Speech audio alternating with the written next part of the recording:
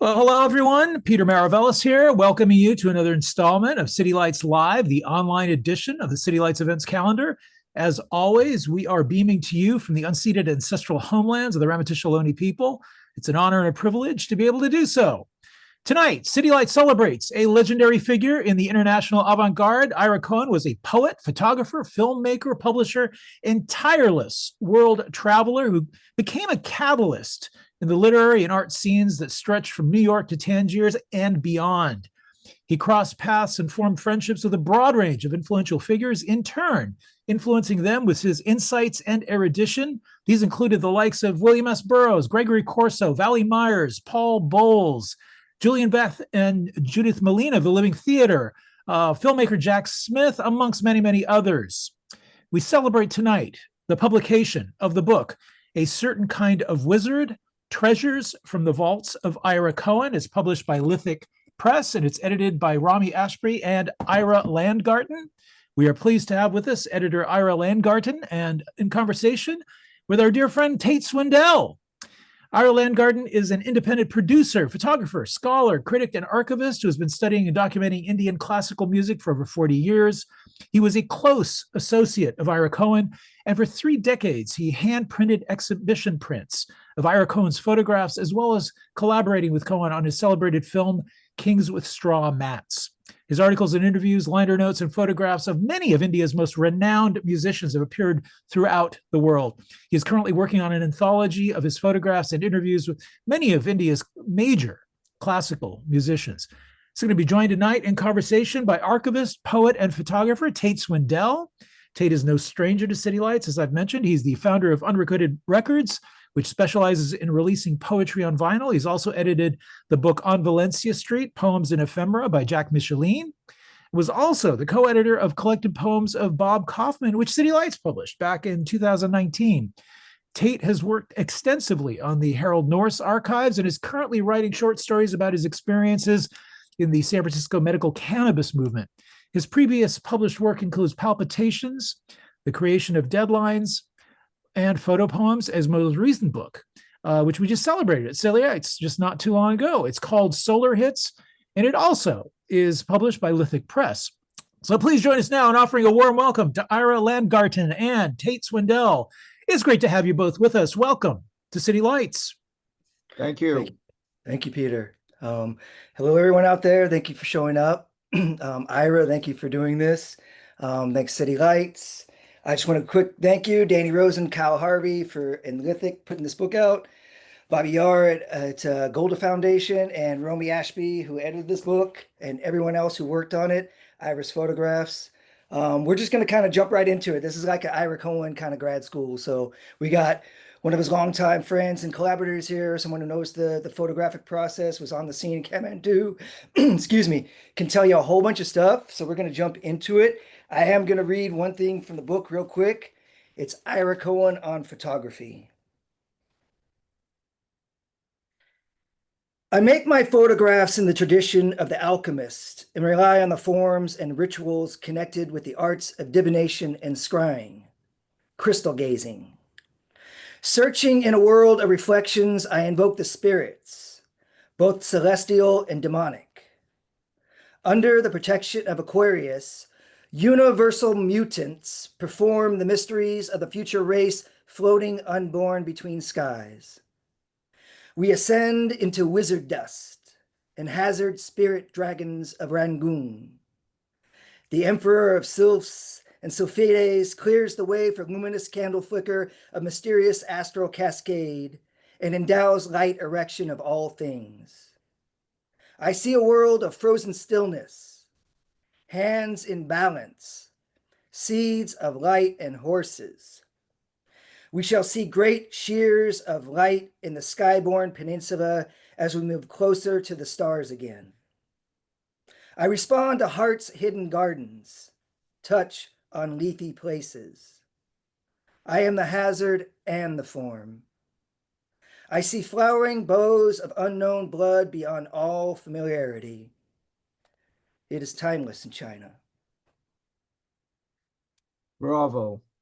Ira Landgarten, tell us when you first met Ira and what it was like to collaborate and work with him.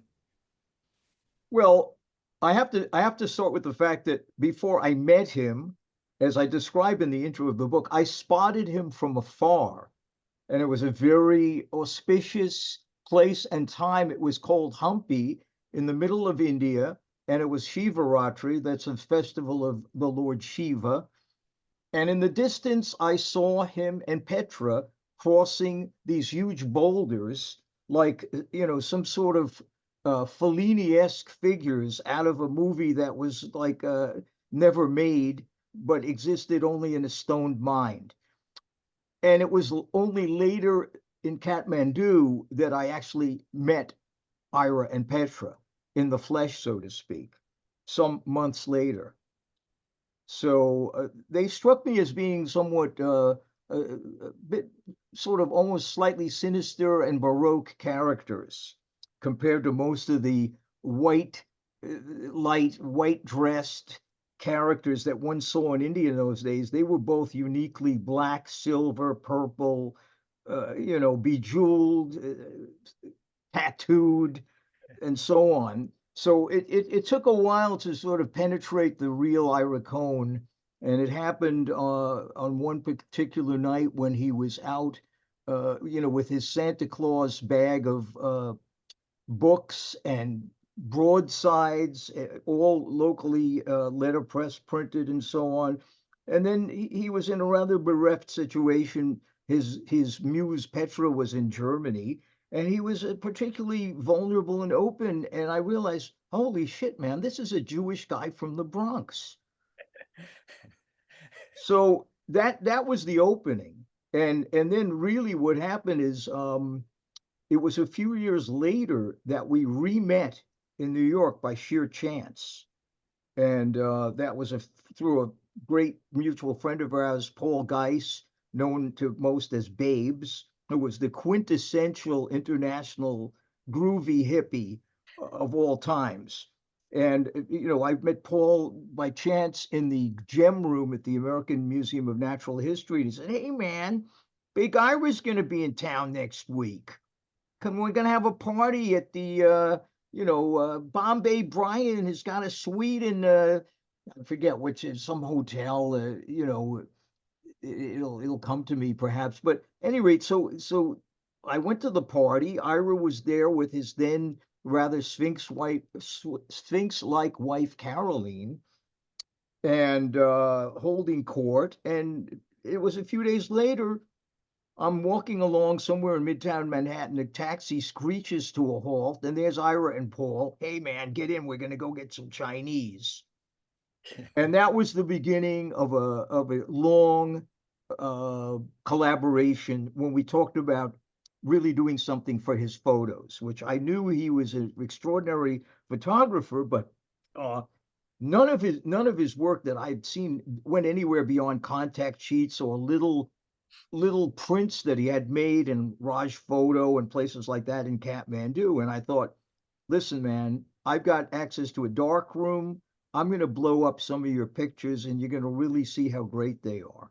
And that's how that started, like about 1980. Nice. And so Ira, his main camera use is a 35 millimeter Pentax. Yeah. Shooting at the time. So you're set up. You knew about the Mylar photographs and everything already? Well, the funny thing is, the only thing I really knew about was that Ira had given the I would call him the immigration officer in Kathmandu, who was a bit of an on the take bakshish grabbing functionary that everybody had to sort of pay obeisance to some degree to get their visas. On the back wall in that office was a poster of Thunderbolt Pagoda, of all things. I mean, it was so anomalous to see it there. Ira obviously gave it to the guy, and he thought it was so far out that he had it on the board behind, like literally on the wall. And that was a Mylar image, but I had no idea of the real extent of it until later in New York. Okay. And Ira did a few little experiments in Kathmandu. They were strictly black and white, and he did a few Mylar things there, but I had no idea of the extent of it until, he opened up the plaid suitcase in New York, and then it was like, wow, man, let's go to town. Yeah, these ones from the book. Yeah. The black and white Petra, the only time that we know of that he shot the Mylar. George Scribani was asking me about the possibility, told me a story about meeting Ira in Valencia Street here in San Francisco, some studio, and there was Mylar material set up. But as far as I know, nothing in San Francisco has ever produced Mylar. Nothing outside of the Jefferson Street loft in New York City, which is one of the clips we're going to show up later in the YouTube session soon. There were a few weird exceptions over the years. He steered clear of it, except there were a few events that came about where he couldn't refuse, like he was offered, some CD covers or something from some small arcane labels, and characters like Nikki Skopolidis and oh man, there was this bass playing cat that had a label that did a lot of things with Ira also. So the thing was, though, he hadn't done it in so many years that it was foreign to him. So of course I helped him do it. We set it up. We did a few things on locations. We did a few things in his apartment up on 106th Street and Broadway. But that was it. It wasn't very much. And I think a few of those things did manifest onto covers. I think he did a Pharaoh Sanders. He did Nikki Skopolidis. Spirit. And one or two other things. And that was it. And Spirit. Well, that was back in the back in loft days, though, in the chamber itself. Okay, great. All right, so let's move into Kings of Straw Mats, because we'll bounce around, we'll bounce back and forth, photography and everything. We'll keep circling back around. But since you're the person who shot the footage for Kings of Straw Mats, the Kumbela Festival, go ahead and tell us about that experience. Well, I had known, that Ira had gone to the main Allahabad Prayag Mela previously, probably sometime in the 70s, the mid to late 70s. And he had also later on went to Ujjain. So when that Mela thing arose in our minds, we were both in New York. It was probably early winter 85. And he started getting this hankering, like, hey man, let's figure something out, like let's go to India, let's go to the Mela. So we started thinking, okay, how are we going to pull this off? He spoke with his late great friend Sheldon Rockland, Mystic Fire Video. Sheldon put together a ridiculously high, film version, 16 millimeter documentary, and all that. But it was just too complicated. Well, by chance, I knew that Sony, Canon, and JVC had come out with these sort of prosumer 8 millimeter cassette video cameras that were affordable and could do the job. I figured, look, we could figure this out. We could do it with those and see what happens. And that's literally what happened. One of his great angels stepped up to the plate. And it was another one of these like almost film noir scenes, pulling up to a place on the Upper East Side, somebody coming out of the door and handing me an envelope with $10,000 in hundreds to go to India and do this trip. So we bought all the equipment, a shitload of cassettes, batteries, flew to Amsterdam. If I'm not mistaken, though, I also had this little interlude where I arranged for both of us to go and speak to somebody at the Indian consulate. And we got a special letter that gave us like a little bit more clout and leeway once we were in India. I somehow wrangled this. I can't remember the exact details, but we had the letter and I had it in like a laminated cover. So we were sort of covered, in Amsterdam, we shopped around. I think Ira found a few more interesting filters and prisms and whatever. And next thing we know, we're in Delhi, and we hadn't been in India for a few years. So we got our chappals organized, our flip-flops, and had a few curries and biryanis and visited a few characters and hit the the black market, I guess you could say, to get the best rupee rate. Hired a car. Next thing we were up in Hardwar early, to really get the feel of the place. And we plugged into a little funky hotel, and day by day, more and more people started showing up. And we stayed there well over a month, several weeks, well over a month, and just started shooting and just started Ira clicking away, me videotaping and shooting stills and recording sound. And the thing, reached a culmination that was just mind-boggling. Of course, I mean, he'd been to the biggest of the melas in the past, but it was intense. The whole thing was really rather intense, and luckily we were savvy enough and had a couple of Indian Baba compatriots, translators. So we were pretty on the game, and I just shot fearlessly. There were a couple of times I would say that some of these sadhu babas got a little irritated and chased me. And in one case, I mean, I could have been throttled because these guys actually had these floppy swords and they were dancing around with swords, and they were kind of martial in their way, some of them. And no pictures, no photo, no. Luckily nothing happened, and for the most part I shot from the hip, uh and we were like right in there. So this reveals itself in the movie itself, in the video. One can see it. It's somebody posted it on YouTube, and it's there, it is for the viewing. Yeah, it'll be another link that we put in. Peter will drop in the chat. But I watched it again last night. It's been a few years. There were some shots I couldn't remember, and for those of you who don't know, you're gonna have to sign in to YouTube to watch it. Hopefully, we're gonna get a copy up that you don't. But in this book, it says, Ira Cohen's remembrance. So there was 50 to 60 of hours of video shot, but you say it was over 70. Over 70. Yeah, over 70. I'm certain, because I'm probably the only one that's really seen all of it. I don't know if Ira has had at the time. Once I got back, I literally just dumped everything onto VHS cassettes. I mean, that was what was available to me and my skill set in that video world. Remember, this is a pre-digital world. This stuff is all analog, and they're tapes, little cassettes, and decent quality. But I didn't want to play them over and over again. So I dumped everything at once, methodically, onto VHS. I gave Ira a set to look at. I don't know if he literally went through all of them, but we did have a wonderful show at the famous old Limelight disco on 6th Avenue, and we had multi-screens set up and multi-players. So it was like an immersion of the footage that was on these cassettes, and we just let it rip.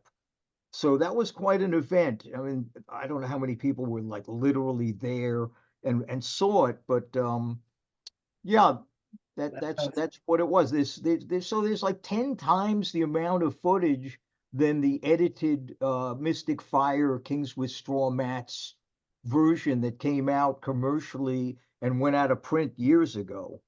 Yeah. So I it's mean, a whole other subject that I'd like to figure out if the planets lined up just right, and I found the right collaboration and so on and so forth.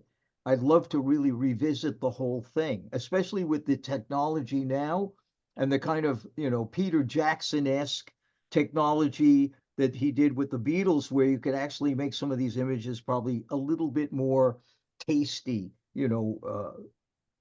resolution wise and so on. Well, I know people, as I was, are very curious of other footage that didn't make it into film. Can you tell us about the Poetry Society? Well, yeah, early on, within the first couple of weeks we were there, even maybe the first week, uh, it was totally a gregarious cat, mixing it up with everybody, and we were just ready for anything while we were there. It was still pretty quiet. Not that many foreigners were there yet, and Indian pilgrims started coming in bit by bit, and it started to crescendo. But early on, somehow somebody said, "Oh, you're a poet? there you must come to the Poetry Society. So he said, sure, man. Like, well, let's check this out. So we go to this little meeting room somewhere. It was pretty packed and dimly lit and a bit sweaty. And they asked Ira to read, of course. So I videotaped it. That didn't make it to the final cut, but there is, some footage of him reading at this Nepal, not Nepali, but it was an Indian Hardwar Poetry Society. That's And most of them were reading in Hindi and things. So, we couldn't quite grasp what they were saying. But he got some applause, enough English speakers that sort of grokked. I don't remember what he read, but it was one of his classic poems. that's amazing. Yeah. I hope that gets unearthed at some point. Plus, the other Well, in there. we've got it. The other I think wonderful thing that he did, being Ira, is you see the landlord of the hotel we were staying in. I think it was called like Holiday Inn or something like that. And he was a doctor, like a medical doctor. So he had his little office and everything next to the hotel, and he had an X-ray thing. And Ira said, "Hey, as a souvenir and a remembrance of the Mela, I should have my skull X-rayed." So we paid, it was like next to nothing, right? And the guy X-rayed Ira's skull. So I think he shows it in the movie. He had it. If I'm not mistaken, it's possible the X-ray went into the Beinecke Library collection. But there was an interesting thing that when we had the X-ray, he pointed out there was almost like a tristle that you could see somehow in Ira's skull. It showed itself in an unusual way, just enough, with a little imagination, you can imagine like a Shiva tristle was there inside his head. Wow. Yeah, it definitely that spot made it into the film, and what a brilliant idea. But Yeah. that's what I think of. A wonderful souvenir. Have your head X-rayed at the Kumbh Mela. Playful and imaginative. So it's funny, I'm just going to drop this thing in here because it popped in my mind the other night after we talked. But for those that might not know, Ira was born to deaf parents, and he would do a lot of finger spelling. His mom noticed this when he was a kid, and I was just thinking how, Ira being so playful in conversation, but so quick, so quick-witted, that being a photographer and that whole thing of, shutter speed, but also the finger spelling, the synapses were just moving at like a different speed in a way with him, you know?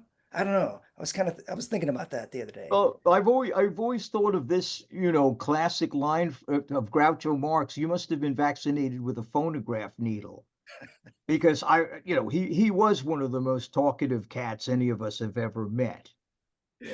And I think that was an interesting other side of the fact that, other than sign, which he claims, that he could sign before he could really speak and write it well, he was using sign. So I Yeah. think that added to the unique quality of his rap. Yeah. That's one of my favorite things. I say that about him and people like Steve Dalachinsky who, they call me, but I had 3 hours on them. So if they're calling at midnight, I'm like, all right, let's go for a few hours. But they could definitely go for a few hours. Yeah, Yeah. yeah. Well, Ira could call. There was a period, in his prime in the New York days. I mean, he could call me at any time. 3 in the morning here. And Yeah. and sometimes I'd wake up and just like listen, we'd go on these raps, and he went through a period where he sort of figured it was worth his while to have a little cassette recorder and record some of these. I know he had a big woven basket full of cassettes just from these phone conversations. Again, I think some of that has gone to the Beinecke Library. I'm not entirely sure. Yeah, that was one thing. Sorry, of all the links that I thought to have Peter post, that was something that I forgot. Iris Archives at the Yale. Yeah, Well, it's there, Beinecke Library. I did participate with a wonderful team of characters that was sort of under the auspices of Johann Kugelberg, wherever you are, Johann, somewhere in New York. And we did a really thorough job, I have to say. I mean, Irish stuff could have ended up in the dumpster. that's a good point. It happens. I see. It could have easily ended up in the dumpster, but luckily, he did have some charmed existence in many ways. You know, he had some tough times, but he also did have some angels, and he did have some good luck and good karma in that regard. So there exists a good portion of his literary personality ensconced in that august library. Absolutely. So speaking of recordings, you recorded him what, over 40 times or so? Well, I think we did at least a dozen cottage industry titles that I would record him on a Walkman Pro or a Nakamichi, or later I think I even some digital recordings, but and we would just quickly put it out. I would like transfer it and burn them onto CDs, quickly make a graphic. We were always like in sync. This is the thing I have to say, that I think which was marvelous about the fact that we had this two Ira kind of thing going on, that added the synergy of two Iras. You have to be an Ira to appreciate the Iraness of it in a way. But the beautiful thing was that my skill set didn't interfere with him at all. And you know, like if I had been a poet or something, I don't think I could have had the relationship that I did. But since I have a poetic mind, but I'm not a poet, so I never got in Ira's way in the poetry world, which you know has its own snarky, strange, competitive, ingrown toenail vibes to it.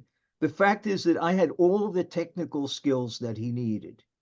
They were perfectly, whether it was recording, printing, photographs, whatever it was. I just had the perfect skill set, being a bit of a multi-potentialite, which I think made me rather dear to Ira, because we both had some rather exotic and unique interests in life, and that made it work. So we would he would do a reading.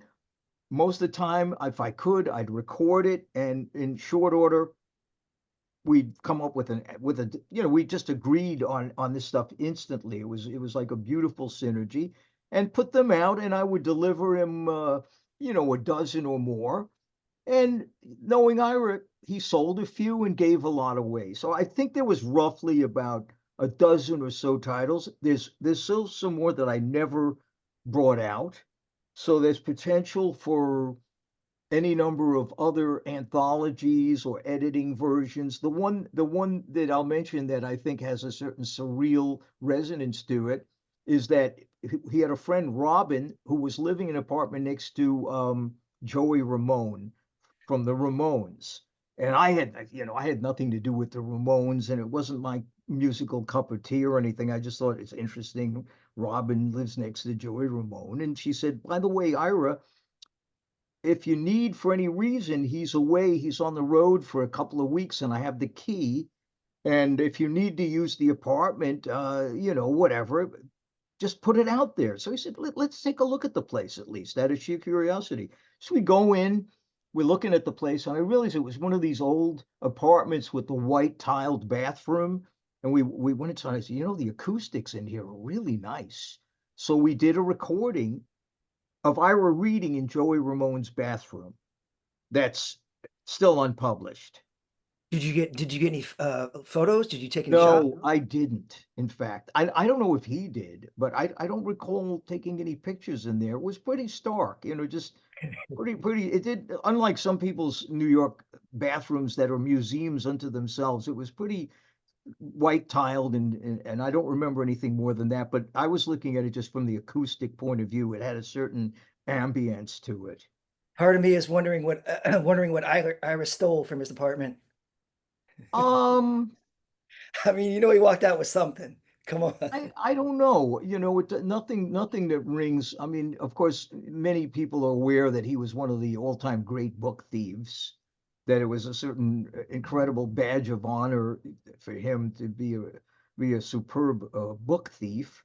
And he had that kind of sense that as I was with him many a time, we'd go into, say, up near Columbia University, that bookstore, and he'd spot something, and he said, you know, I have a copy of this, but I don't know where it is. I better get another one.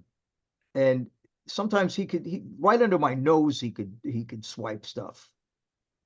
So what could you say? I mean, he was the poet bandit. I mean, there was, you know, I think he liked to relate that very romantic sort of Parisian mystique of book thievery or whatever.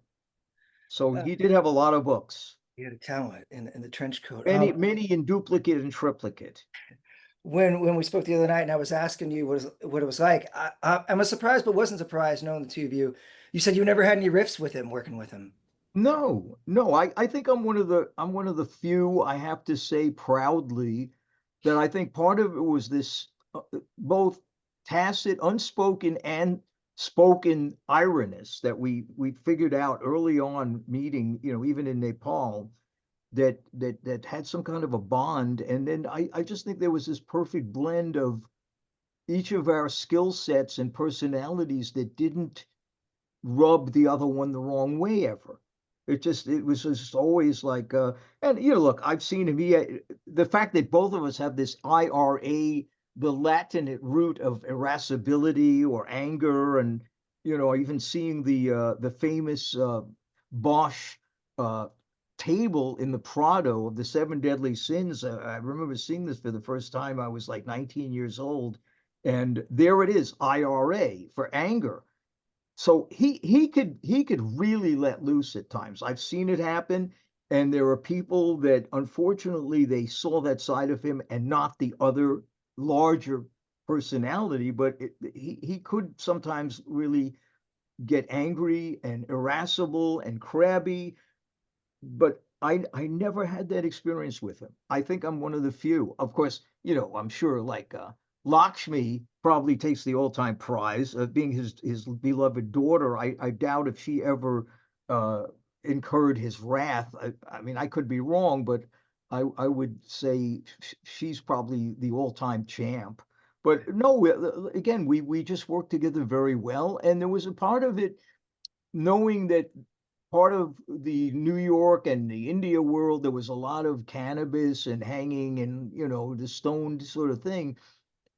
We were always productive. See, we could, no matter what we did in terms of psychedelics or, you know, philosophizing or rapping, there was always a very productive side, which is that I made a large portfolio over the years of his work that put him in a field that he got attention that he wouldn't have had with dog-eared you know, contact sheets and little prints and so on, and the recordings. And you know, we always managed to be productive and do something. If it meant printing postcards, I got involved with that. I had the connections to do that. So we did postcards. We did a whole series of postcards in the 80s.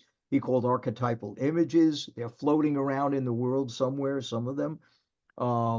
We did recordings, and we did the photos, and ultimately also the video Kings with Straw Mats.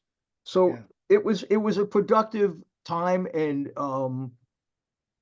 he was always very upfront with me in terms of finances, and I was always very fair, and he always, you know, he always just paid his share, so it made it work. Yeah, that's rare for the poets always to be paying.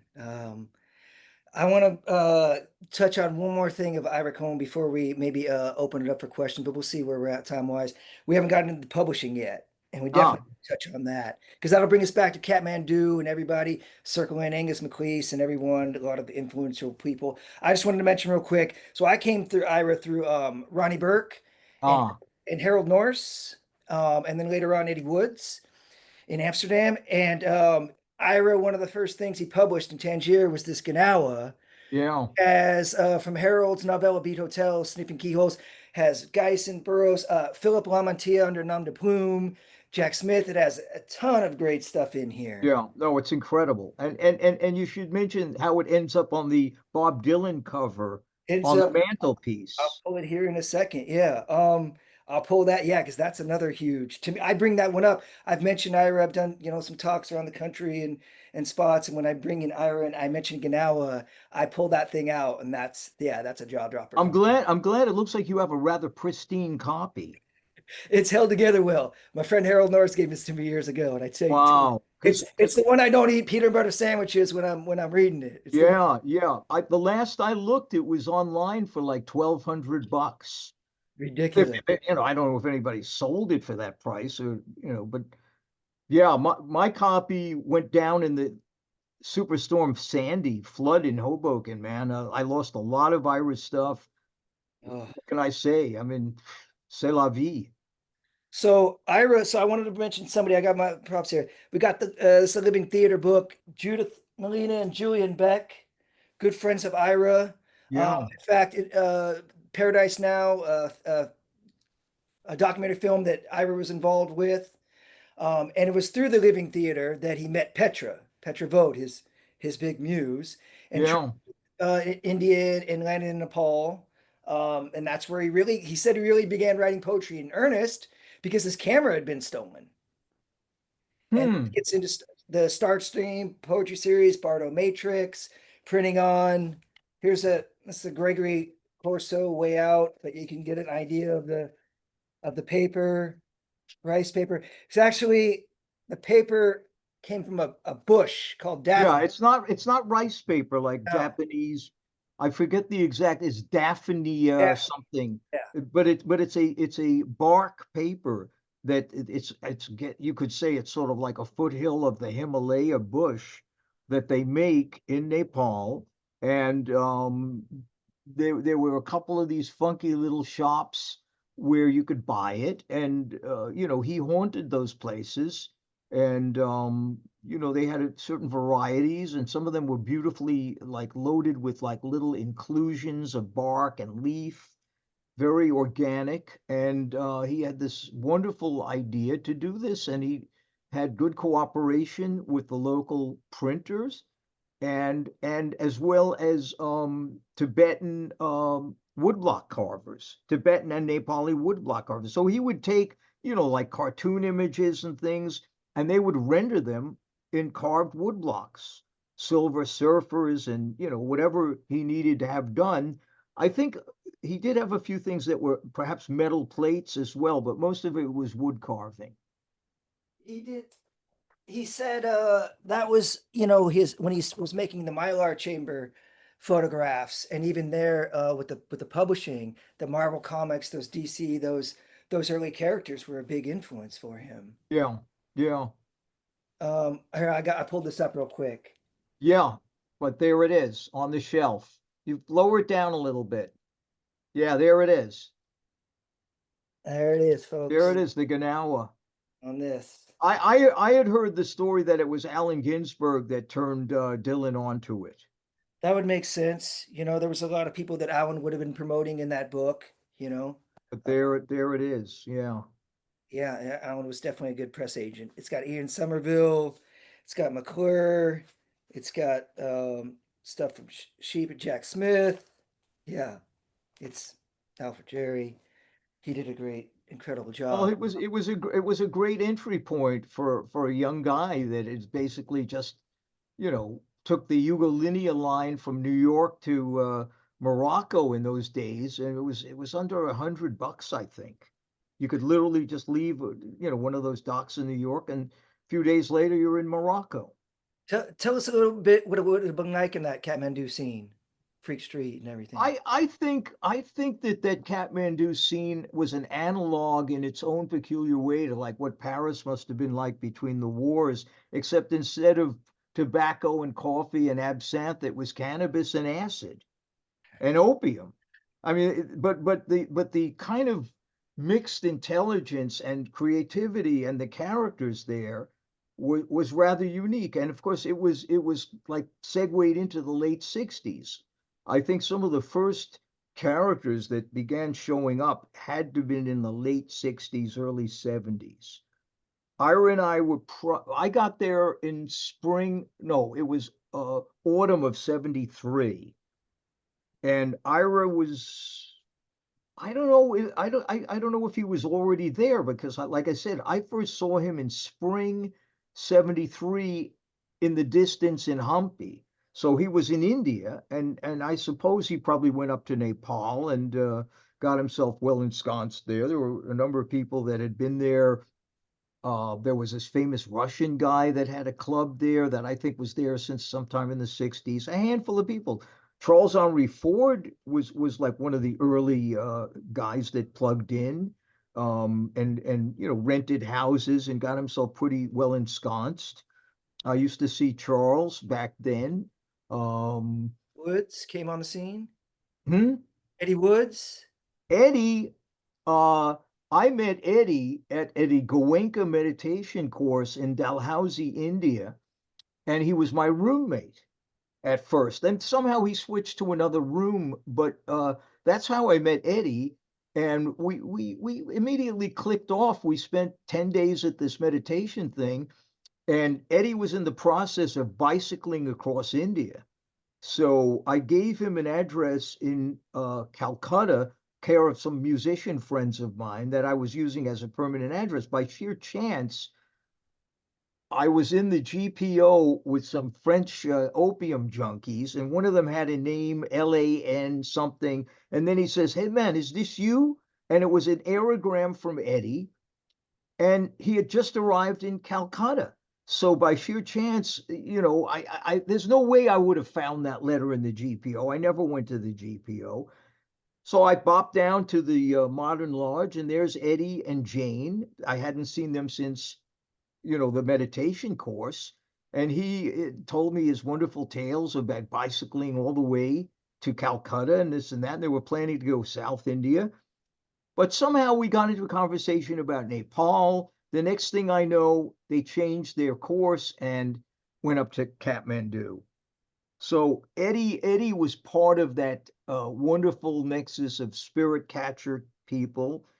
And I think he was sort of at the beginning also of his poetry writing. I think Eddie had written prose and done reporting and worked for some newspapers in Bangkok and things like that. But I don't think he was writing poetry until I think that scene really created a catalyst for him, because he used to go to the Spirit Catcher. Uh, Angus was a major fixture. Ira Petra. Um, who else? Roberto Valenza. Roberto Valenza. They published Jane Falk.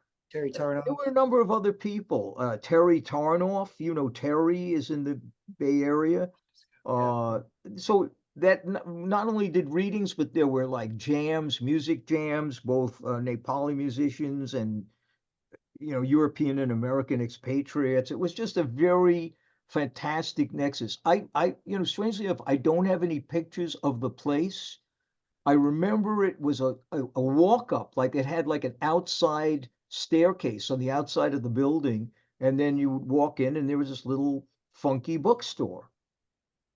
So I don't know if anybody like Terry or any of the other people have any like pictures of the place, really.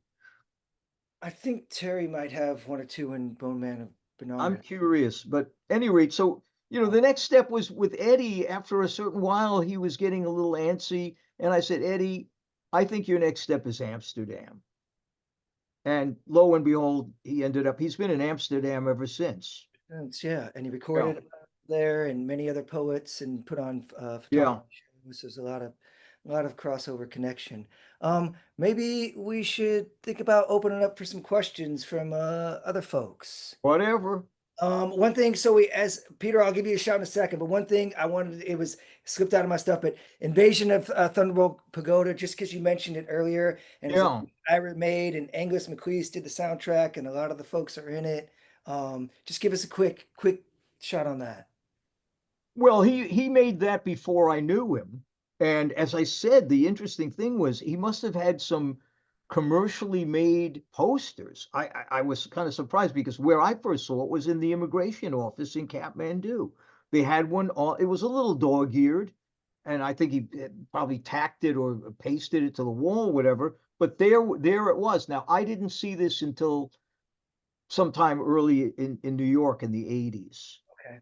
And luckily, it had a reincarnation via There were a group of people, including at the time Will Swafford Cameron or Cameron Swafford. I'm getting it mixed up. But he was a very instrumental character in putting together the pieces to get the thing done on a DVD. So there was a DVD released at that time of that movie, which is, it's not everybody's cup of tea. But it's a very interesting, cutting edge kind of experimental movie that they just had the wherewithal to go ahead and do it. Yeah. And you'll get an idea. So not like the film, but different in the Jefferson Street loft YouTube link that Peter either has posted or will post.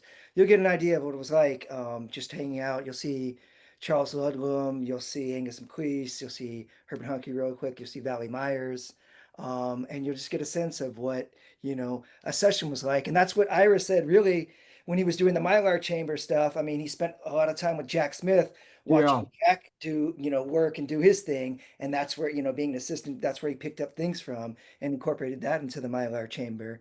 One last thing I want to let this go. The Hashish Cookbook that Ira published, written by Panama Rose / Rosaline Mayalama. A very, very influential book. We all heard about it for decades. So yet another thing that he touched on with pop culture. I mean, there's a lot more that we didn't get to. So Peter, let's open it up. Okay, Penny asks, Ira, are you in possession of the original tapes for Straw Mats? Every one of them. Yeah, I have it all the 8mm cassettes, 70 plus hours. Yes, let's recut it. Yeah. Anybody else? Come on, folks. Yeah, come on. This is a very deep rabbit hole we got here tonight. Well, hey, let me real quick, just because I pulled the quote from the book because when I was reading through a bunch of things, but a certain kind of wizard comes from this in a interview conversation with Ira. He says, in the world we live in today, especially, you have to be a certain kind of wizard with a good agent to be able to get anywhere. Mm-hmm. Yeah. Yeah.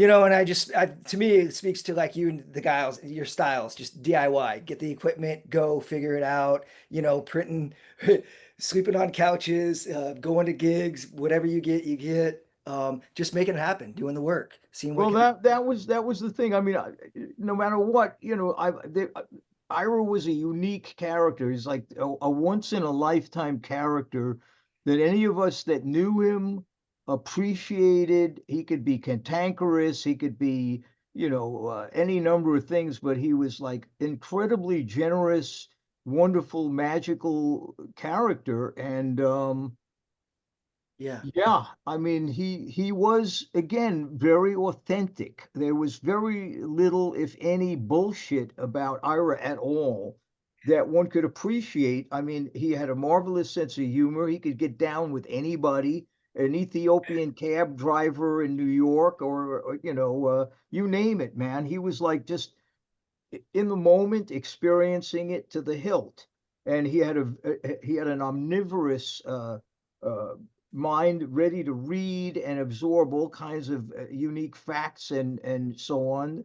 So it was we could be together sometimes watching old movies at like 3 a.m. talking about Franklin Pangborn or some character actor that only Ira would know some of these guys, and we liked all those old movies. And the only thing I couldn't share with him is like I wasn't much of a baseball fan, but there were times I could come over to his place and he'd be watching a Mets game or a Yankee game with like total absorption, or get the paper in the morning and read the sports section. And I found that fascinating because everything else about him was rather arcane and mystical and poetic and literary, and yet he still could be like an amazing baseball fan. Jewish guy from the Bronx. Yeah. One story I tell about Ira and his big heart was, so when Harold Norse moved to an assisted living facility last few years of his life, he was really isolated and not many people came and visited him. But when Ira came out here to do some readings and show Paradise Now, where he spoke with Mel Clay, He went and visited him in the assisted living facility. He just dropped right in and was so beautiful and just warm and loving with Harold. It was just a beautiful thing to witness. Yeah. I know another beautiful cat that I actually met independent of Ira in Eddie was putting on some kind of thing during this 1982 poetry festival was Jack Micheline. Oh, Micheline, yeah. So I met Jack in Ins and Outs, and he did a reading, and Eddie did manage to put out a recording. Yeah, yeah. So I did some photos, and Eddie used the photos subsequently. But Jack again resurfaced in New York with Ira, so that was a really fun duo to be, hanging out with those two guys together, traipsing around a bit in the Upper West Side. And to bring it full circle, I re-released the stuff. So Eddie put it out as cassette. You see, Yeah. Norse and this. I put it out as first a CD, and then later on vinyl. And I've used Ira's photos many times, including this beautiful shot of Gregory Corso that I used for this one. Real quick, incredible Corso photo. Yeah, that was unique. Gregory was also at that 1982 World Poetry Fest in Amsterdam. I'm Judith Malina, Julian Beck were there, Yevtushenko, I could go on, Louise Landis Levy, all those heavy Dutch cats, and Simone. Kathy Acker. I mean, I've got some great black and white pictures of that whole scene. Very few of them have surfaced anywhere. But you see, Ira stayed back in London at the time. We were both there. He had been invited to October Gallery? it was the October Gallery in London in 1982, but he stayed in London. But his wife Caroline and I and baby Lakshmi went over to Amsterdam, and then I rejoined him there. So I hit it right at that moment for that poetry thing. It's kind of odd that he woulda, coulda, shoulda been there in a way, but yet I think he felt it was necessary to sort of hold court in the London scene because he was sort of committed to that gallery thing, and I think they did have some events at the time. I mean, it was fascinating, but needless to say, it wasn't any kind of a financial hit in any shape or form. I don't know if he sold anything, frankly, but we had a great time. Yeah. So Amma asks, are you going to recite some of Ira's poems? I could read a poem of Ira's. I got, let's see, Stauffenberg cycle right Yeah, here. I don't have anything in front of me actually. Let me do some. I'll do something from the You book. fine. You've got something. I'll do the here, I got it bookmarked, I bet. I'll do the no, I got a lot of things bookmarked, so I shouldn't have said that. I got a lot of things with nights. All right. Let me go to the front because any good book has a little. I'll do the poem for Valley. Where is it? Valley Myers. I should know it's early on, right? Valley Myers. This is my I call this the David Meltzer right here. Mm. You got to spill the books on the ground though to be a true Meltzer. All right, here we go. Poem for Valley. Perhaps the Armenian carving elephants. I'm Oh, just sorry. sorry. Poem for Valley Myers, of course. Perhaps the Armenian carving elephants on a human hair between heartbeats can tell you better why you were born at midday during a storm, or what the Moroccan is thinking in the asylum. Perhaps he can tell you why the best sailors can't swim or how to freeze, two perfect tears on a Chinese face. Perhaps the fox holding an egg in her mouth can tell you better how red conquered the rain, or how the blue line curves around the nipple. And I am sure that the hound knows better the meaning of a maidenhair fern, or the secrets of lavender under pillows. But only a harpoon whale can tell you as he turns, rising to the sun, how much he hates your blue-green eyes, how much a whale's heart weighs when it is finally undone. Written on the Amstel. Beautiful. And by the way, Ira introduced me to Valley in the early 80s. Oh yeah, that was a huge connection, Valley, Huge. and again, Sure. you see the Jefferson Street link. but yeah. I mean, think about it. He had Petra and Valley as, as two muses in his life. That's jackpot. Yeah, yeah. Yeah. So Clayton asks, did Leaving America end his place in American poetry history? Well, uh, I don't think it ended his place in poetry history, but what I think he could have been in a parallel universe, uh, a rather important prose writer. Because remember, back in '67, Ira was published in Playboy, an article about Majun, and he could have taken off in that direction. There's no doubt. But I think he had a different kind of spiritual wanderlust, Yeah. and he didn't follow that kind of thing. I mean, he was always looking for something else, more experiential life than careerism. But look, the fact is, we're having this discussion now. I mean, there are people that know about Ira. I'm not saying that he's like some sort of household name by any means. I haven't seen him show up in a crossword puzzle or anything, but those that know. Yeah. I think it's one of those cases as well where when you're multidisciplinary and successful in a lot of different ways, you're gonna kind of it's hard to get pigeonholed, and that's what movements and cultures and scenes like to do is this guy. So when you have poet, filmmaker, photographer, publisher, essayist, Raconteur.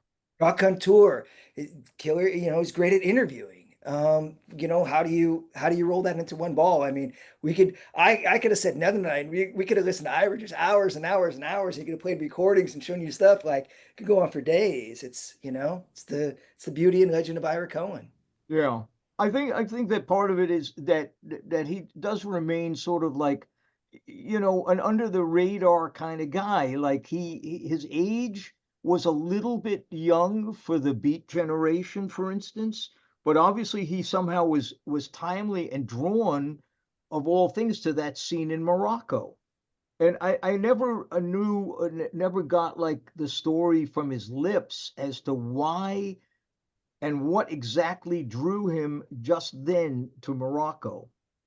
I don't think it was really on the mainstream map at all, and yet there he was. He ended up, and it was a very seminal period because all these guys like Burroughs were like, they weren't even discovered yet. Yeah, I mean, So I mean, he had some preternatural sort of sense of destiny to go there, just as he did. I think the India thing was already opening up a little bit more in the '60s, and a lot of people in my generation were drawn to the music, the yoga, the spirituality. Also, a lot of it had to do with, let's face it, the Beatles and George Harrison, their early flirtation with meditation with the Maharishi.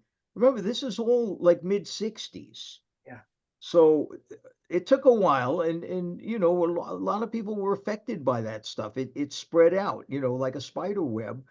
So Ira was in time with that period, but I think he was rather precocious about the Morocco thing, which again, I wish I knew exactly what it was that. For all I know, it could have even been, something like that the mystique of Jack Smith and his kind of arabesques and that sort of thing. It could have been. I don't know exactly, but I know this. Ira was introduced to cannabis in Cornell, and he was part of a jazz group. So they were smoking it, and I think that Moroccan, the Keef thing, and that might have had something to do with it. But again, Now, I'm not sure. if I can add, I think anyone who got to see the master musicians of Jujuka and experienced that kind of trance ecstasy, it was something very different than anything anyone had really experienced in the West. I mean, now you've got raves and all this kind of thing, but Yeah. it wasn't anything like it back then. And Ira did, by the way, put out a very early album of this Gnaoua music and Jajuka before like the Stones or some of the other people did. These were recordings that were made in cahoots with Paul Bowles and Brion Gysin. And Ira got hold of the tapes and they put out a vinyl edition. It was later redone in a CD. It's out there somewhere. But that was I think he called it Jalala, and it's probably, you know, a rare edition, but you can probably find it on the internet. So he was introduced to that Franz music back then. Let's see. Rami says, wasn't it Valley who started calling you two Big Ira and Little Ira? She always called you both Big and Little. Yeah. Well, it was Valley, all right. Yeah, because there were two Iras. Like, how are you going to easily determine the differences? He was Big Ira and I was Little Ira. And she said it rather lovingly. Ira continuously spoke of being kept out by Ginsberg. Ira said Ginsberg wanted to be the only beard. Again, I know he said this often with a certain amount of sarcasm and you know, a little snarkiness to it. Again, I don't know. I was not in the Ginsberg camp in any shape or form. The truth is, I met Allen Ginsberg once when I was a freshman at the University of Buffalo, and he appeared there and read. And I just remember that at the after party in a motel room, he started to try to put the make on some of my classmates. So I've known of Ginsberg, but from afar. That was about as close as I've been to Ginsberg. You got to realize Ira filled my plate.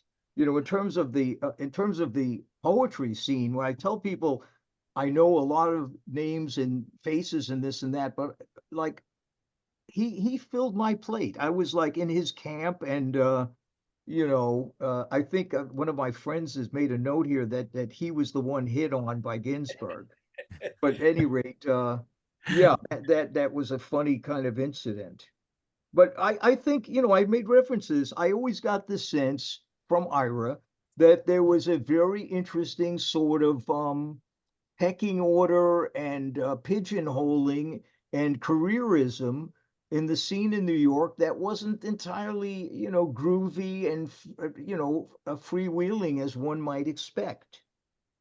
So he did suffer that. And there was one particular instance that a group of these cats, you know, had I think there was Burroughs and Giorno and a number of people, and somehow Ira came upon their dinner and they refused to let him sit at the table, and he was really hurt by it. I can see that. Yeah. So, you know, what can you say? Yeah. I don't know. You know, I wasn't there. I can't speak to any of it. I know there, you know, many people were very cutthroat back in the days. Bukowski would write things about Norse, Michelin would write things about Bukowski, and you know, but Alan excluded people from various things, and he wanted to be top dog. He told Hunky towards the end of his life that he wasn't a beat. So, you know, Alan did his thing. Well, we have come to the top of the hour. Tate, any kind of parting thoughts? Oh, just a big, huge thank you to Ira Landgarten for doing this. And a big, huge thank you to you, Peter, because I know how much work goes into all these events. Everyone for showing up, Romy for working on this, everybody that had anything to do with it. I just love Ira Cohen, his work, and I love that it's still getting out there. And yeah, thank you. That's my thoughts. And I want to thank anybody that showed up tonight rather than watching a ball game or, you know, all the myriad other possibilities one could spend their time on. And I would say, you know, again, Ira is sort of like a semi-hidden resource of a very unique flavor. And avail yourselves of the Wizard book, because it is probably at the moment the best collection of his writings, other than there are a number of nice little poetry books, but this gives you a real flavor of Ira, and it's got great stories, great interviews, photos. And it's probably the best thing at the moment that you could really deep dive into the wonderful vault of Ira Cohen. Indeed. Well, much respect, much gratitude to you both. Congratulations, Ira Landgarten, on this fantastic collection. Tate, thank you for your generosity in doing the honors tonight. Special thanks to all of you in the audience. Pick one of these up. We have posted links in the chat. We've also posted links for the Beneke Library, so please check out if you're interested, in accessing that stuff. And also the film on YouTube. There's a link for that as well. If you can also come on down to City Lights and buy a book there. We got them on display. They're in the poetry room. We're open 7 days a week. We're open from 10 in the morning till 10 p.m. We're in historic North Beach district of San Francisco. And of course, tonight's program has been made possible by support from the City Lights Foundation, fostering an active engagement with books and literary culture. Thank you, everyone. Goodbye. Take care. Be kind to each other, and we hope to see you all again soon. Like being a disciple of Ira, I could go on to a couple of more hours. Just feed a few to me, and I could just keep going, man. We'll have to get a Zoom going again. Yeah. And then of course, then have a smoke and go on even further. But you see, the smoke, I think, is a really important part of it. You're limited in scope by, Zoom rooms, but, if it were really possible, and maybe, who knows, with AI, we'll be able to kind of simulate, the ganja of the time. He had a great line. He talked about when he discovered cannabis. And one of the things I think that he felt was so fascinating is that he imagined all the writers that he had read, that what they would be like if they had smoked, how that would have changed their perceptions and so on. He talked about that with me, many a time, and that was part of his legacy at Columbia. No, at Cornell. Before he strangely enough, he never got a degree. He had too much wanderlust, so he started off. I think he was about 16. Literally, he went to Cornell at 16, and he had one of his professors was like Nabokov, So he was very. And he was in the jazz club. He met Louis Armstrong. He and some of his buddies picked up Louis Armstrong and brought him over for a concert. So he was hanging out with Louis. He had a lot of interesting experiences, but I don't know what it was that he decided. Then he shifted over to Columbia, and he never finished. He ended up going to Morocco. But he certainly, I would say, had the equivalent of a kind of mega PhD of knowledge, mostly self-gained from life and enormous reading capacity. I thought I knew something about photography, and I see your interview with him, and I'm just, you guys are out there. Yeah. With the process and what he was doing with the crystals and stuff. Yeah. Yeah. But what's interesting though, technically, he was like an idiot savant. In terms of like, I started as a kid because my dad had a dark room in our house. So I started that at a very young age, and I had all the technical side. I was on top of it, but I was just intuitively a shotmeister. But in terms of like settings and film and, all of that sort of stuff, it was not his forte at all. That's why there were many times where some of these shoots where I described where he recreated the Mylar thing, I basically had to sort of hold his hand and set things up and choose films and filters and, deal with that from a technical point of view and just say, okay, man, you're ready to go, shoot. That was his thing. The Pentax that he had was good in that it had a metering system, and it got him through a lot. And he just had like a very good eye. There's still pictures, unfortunately, that were never printed. There's so much material that's in his son David's possession, and I don't know, what would ever happen. Honestly, it's just one of those things. Even the Mylar stuff, we culled some of the best, but there's still gems, hidden gems in there. This makes me think of a random story I popped in my head. I was in Croatia a couple years ago in Dubrovnik and met this poet Vojo Sindelic. And I Hmm. didn't know the guy from anybody, but apparently he knew a lot of people connected with City Lights and he knew Ira and they were good friends. And he had in it, I saw this in his flat, he had dozens of framed Mylar photographs, smaller ones, Wow. because they were working on a big exhibit. Ira was going to come over and do it. Unfortunately, Wow. time that he could Wow. pass. Yeah. But they were, Yeah. decent size, like the valley, like Yeah. Yeah. Yeah. Well, he also managed to have a few beautiful light boxes. I think two of them were actually in the Whitney Biennial yeah. at the early part of the 21st century. Somewhere in there, he managed to get in the Whitney Biennial, and these beautiful light boxes were displayed there. And then they did a showing of Kingswood Straw Mat. No, no, they did a showing of Thunderbolt Pagoda, but it was one of those weird things. They had a technical glitch, and the projector, the video projector, was like really out of sync color wise, and there was nothing anybody could do about it. It was just one of those things. I think most of the audience couldn't tell the difference. In other words, the movie was so far out that if you didn't know it, you didn't realize that the color was off. But some of us suffered through it.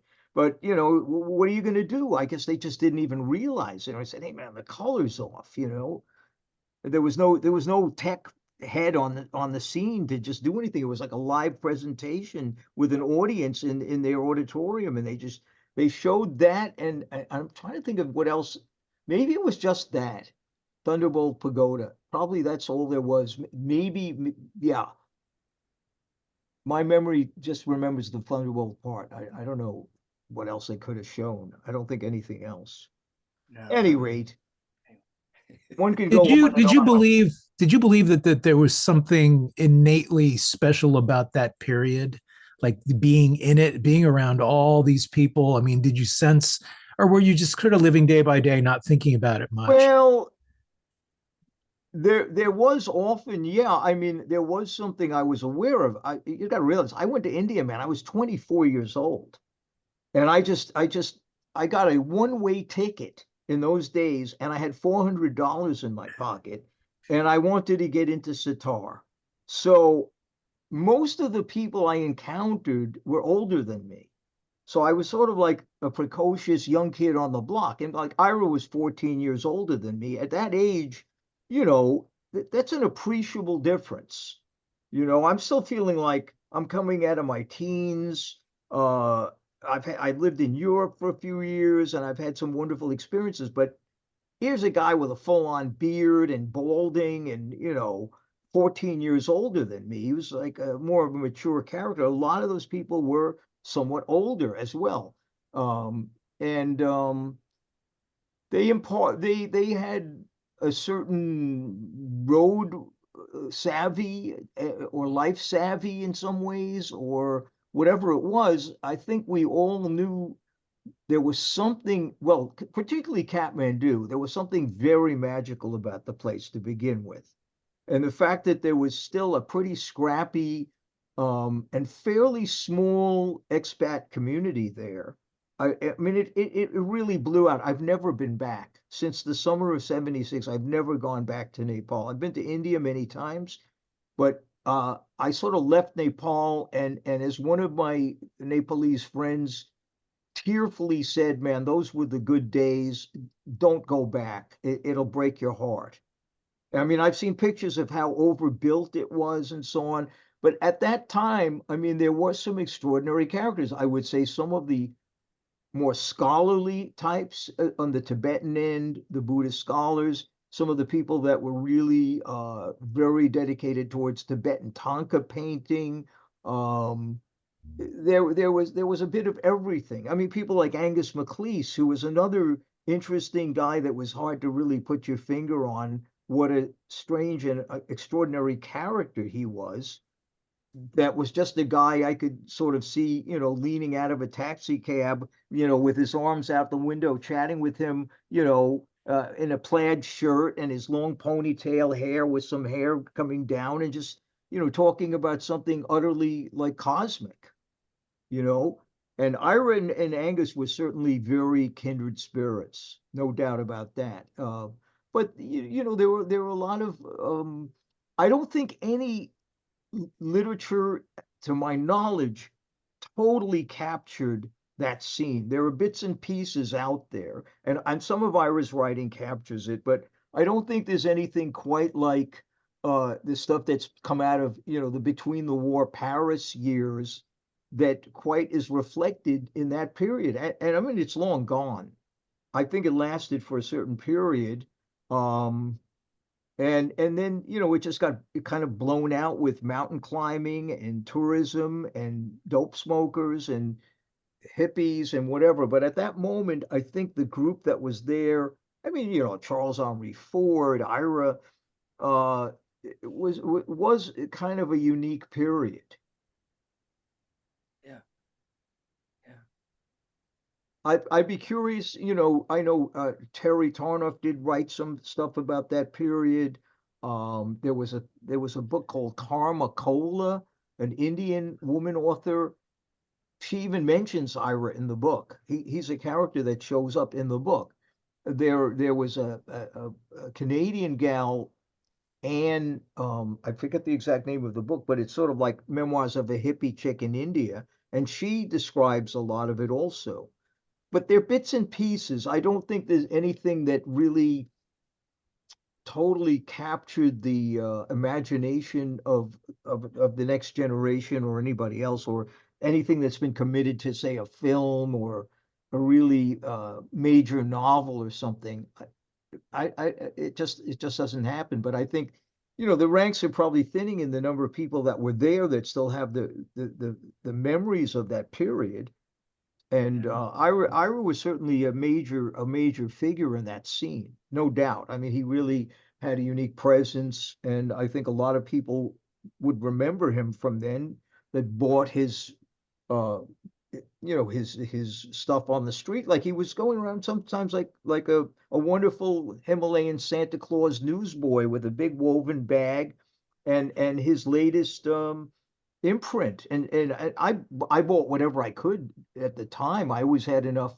They were always affordable enough. They're like, oh, here's another one, and just put them away. I managed to have most of them intact. The stuff that I lost in the flooding was more like the paperbacks and things like poetry books that were published, and a lot of that stuff just went, including the Gnaoua. I had a very pristine copy gone. I mean, just flood took it away. But it's an interesting period, and I mean, I'm sure there are still people floating around that you could run into that have memories of those days. But You there at the same time as Indra? yeah, Indra's book is Indra's fascinating book also. has some of that stuff, right? Yeah, he touches on a lot of that, and then beyond, of course. But I found that book fascinating. Oh, it's a great read. Yeah. Yeah, because I remember Indra as that young lad, Yeah. you know, that with Charles Henri in those days. And did you ever talk with Indra about photography? You know, not really. No, I wonder. no, I don't know him very well. Yeah. Well, I mean, I went to his book launch, which I was rather pleased to see that he got some good coverage there. And put it in the, again, I have no idea how that book is doing in the world, but it's a fascinating read. I've told a lot of people, you know, if you want to get a nice handle on that book, on that period, that Indra touches upon it from a unique perspective of being from, you know, the Nepali side, but he touches on a lot of those characters and Ira and some of the other, you know, satellite figures that were there in those days.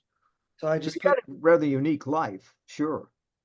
for those that are interested, I just put it in the chat, the link to it. Indra, A Curious Life with Charles Henry Ford. Indra B. Yeah.